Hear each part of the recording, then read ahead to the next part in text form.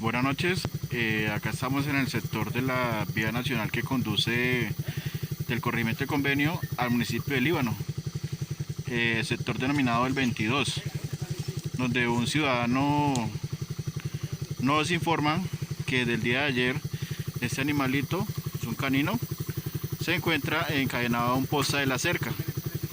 No hay un lugar de residencia cercano al mismo, por lo que se puede establecer que el animalito está en estado de abandono. Entonces vamos a proceder a hacer eh, el rescate del animalito y para ya tomar las acciones legales pertinentes.